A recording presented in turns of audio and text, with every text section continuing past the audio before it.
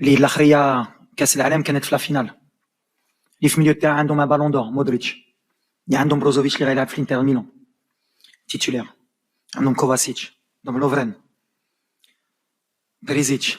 انت كتجي كتقول لي الماتش اللي كنا نقدروا نربحوه، انا باني اوني تومبي سور اون تري بيل ايكيب كي بوفي نو باتر، مي اون ا جوي avec nos armes, on a été bon, c'est un très bon résultat. et ما شفتش الماتش اللي شفتي انت، بالعكس كان الماتش في الانتنسيتي اللي كان ماشي سهل. ما خصكمش تنساو ملي كان لعبوا هاد كاس العالم مع بزاف دراري اللي في لو توب دو لور فورم ما كاينينش.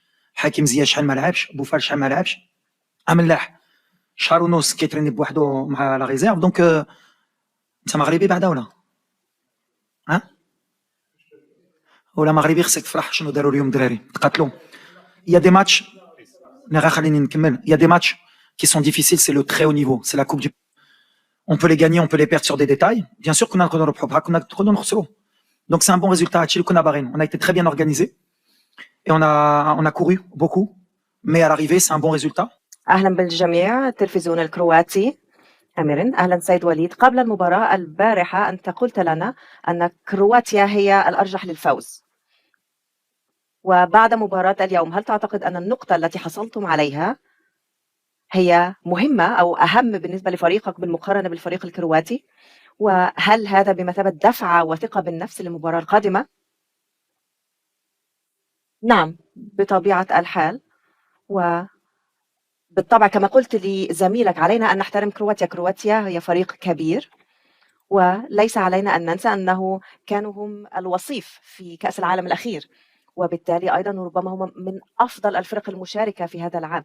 وأنا هنا في منصبي منذ عامين ولعبت فقط 3 مباريات، وأعتقد أننا بما أننا تعادلنا فهذا جيد جدا بالنسبة لنا، لأننا بالنسبة للمباراتين الأخيرتين نحن أدينا أداء جيدا، ورأيت مودريتش اليوم أيضا كان رائعا، وأنا بالفعل أيضا فخور جدا بالشباب.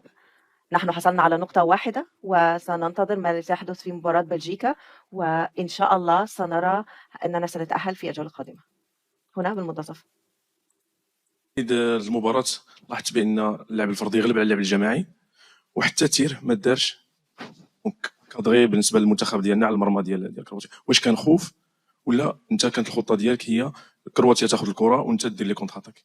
شكرا. لا ماشي الخوف، الكره سهله. مره كتمشي في ان بلان جو كنا باغيين نهزوا الكره بالحق. شفتوا انا بوكو دي شو ميليو تيران في ديبي دو ماتش اللي ما خلاتناش نثيقوا، وملي بدينا كنديعوا الكواري فورسيمون كترد لهم، وهما هما عندهم كويريا في ميليو تيران. حنا الغلط اللي كنديروا هما ما كيديروهاش، يصافتو كونفيسكي البالون. اي هنا مزيانه الدراري ديالنا باش يعرفوا ملي لو او نيفو يا ديك لي فوت دو كونسونطراسيون لي بالون بيردو.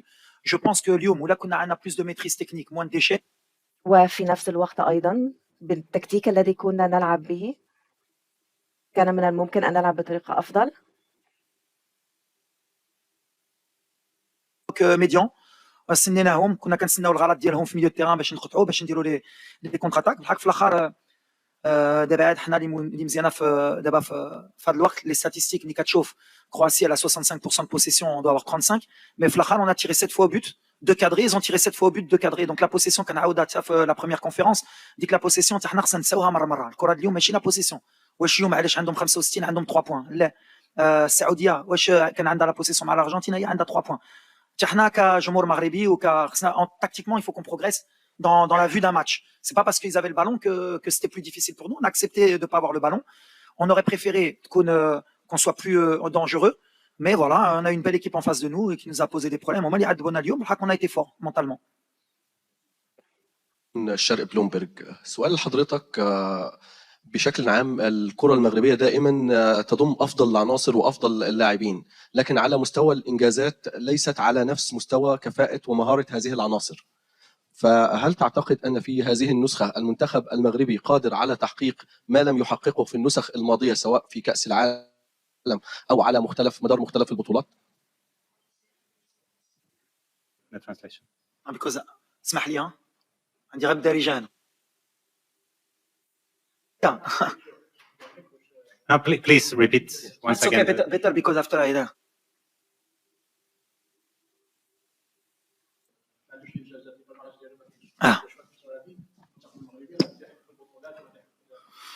وإن شاء الله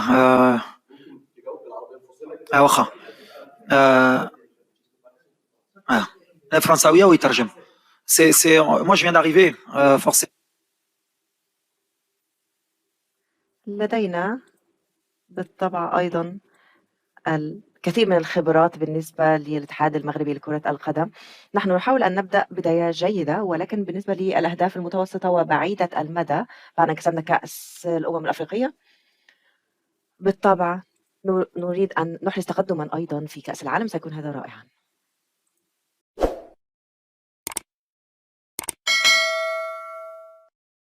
المستوى الهجومي كابتن محمد أيضا النظر بشكل أو بآخر من قبل مدرب منتخب المغرب ركراكي إلى خط وسط الميدان، لأن لربما كان أضعف خط حسب ما شاهدنا الآن من خلال هذا اللقاء، بأنه أضعف خط من خطوط منتخب المغرب. لا، هم بيقوموا بالدور المنوط به، الدور الدفاعي، التأمين الدفاعي، الثلاثة كويسين. إنما اتكلم يوسف على التحسين الجانب الهجومي. يتحسن الجانب الهجومي بإيه يا عبد العزيز؟ أنا بقى اخترت بعض الحالات في المباراة لأنها تفاصيل صغيرة.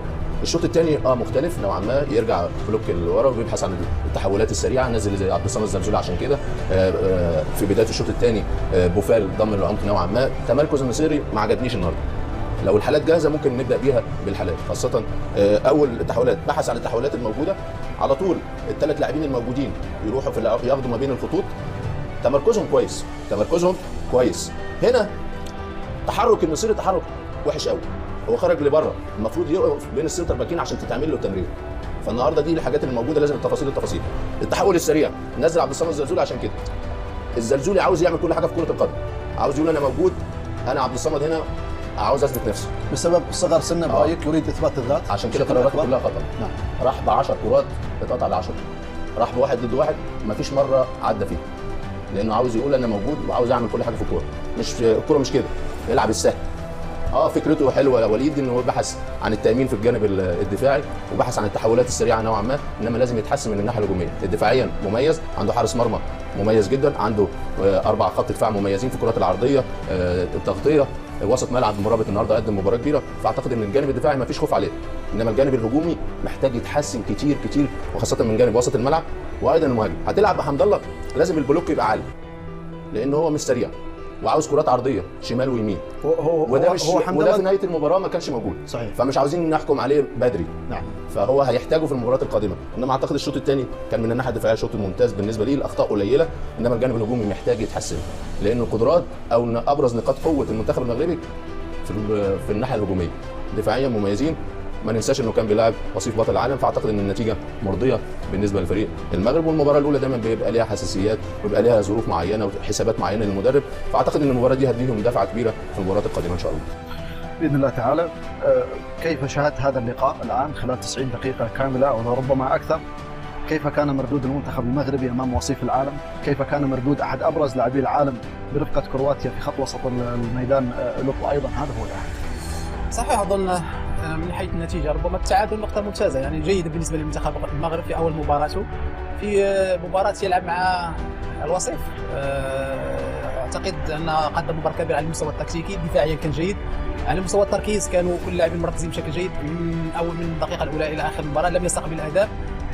هذه هي حسابات المدرب، شاهدنا المدرب لم يغامر اكثر. تكلمنا على الشوط الثاني، ممكن الجانب الهجومي يكون احسن، لكن ظل يلعب بنفس الطريقه تقريبا، وهي دائما العوده الى نصف الملعب وعدم اعطاء المساحات للاعبين كرواتيا ومحاوله عدم استقبال الهدف. كان هذا هو اول شيء ربما يريده المدرب، نجح في ذلك. نعم، نتيجه جيده، نتيجه مهمه، نتيجه تعطينا تفاؤل اكثر، لكن علينا كذلك ان نحسن من اشياء اخرى، خصوصا الجانب الهجومي في المباريات المقبله. الان نريد مشاهده الجانب الهجومي، نريد مشاهده زياش اكثر، مشاهده بوفال، الزلزولي، النصيري، او حتى حمد الله. نشاهد كذلك محاوله على المرمى، محاوله تسجيل اهداف كذلك، ليس فقط التفكير في النواحي الدفاعيه، لكن كما قلت هي دي دائما المباريات الاولى، المباريات الافتتاحيه دائما تكون معقده بعض الشيء، الدخول في المنافسه مع الاجواء، مع هناك لاعبين لاول مره يلعبون كاس العالم، تقريبا لاعبين او 3 لاعبين اللي لعبوا في كاس العالم السابقه، وبالتالي يحتاجون الى الدخول تدريجيا في المنافسات.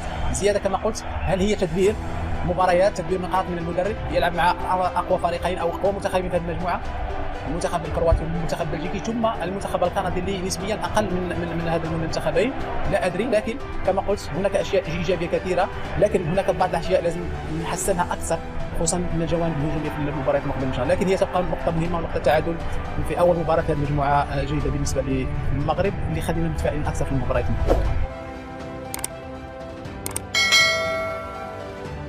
وسنتوجه مباشرة إلى قطر. ينضم إلينا مباشرة من هناك زميل سفيان الراشدي. مساء الخير سفيان. أهلا بك سفيان. إذن بعد تعادل المنتخب الوطني مع كرواتيا في مباراة الأولى من نهائيات كأس العالم. سهام، ومساء الخير أيضا للجمهور الكريم ولضيوفك في البلاطو. نعم، إذا ما الجديد؟ نبدأ معك يمكن أول سؤال، أو الجديد بخصوص الحالة الصحية لنصير المزراوي اللي اتصاب في المباراة، وأيضا أشرف حكيمي. سهام، تابعنا اليوم مباراة الفريق الوطني امام منتخب كرواتيا. كانت المباراة الافتتاحية مباراة مهمة، نقطة ثمينة للعناصر الوطنية امام وصيف بطل العالم.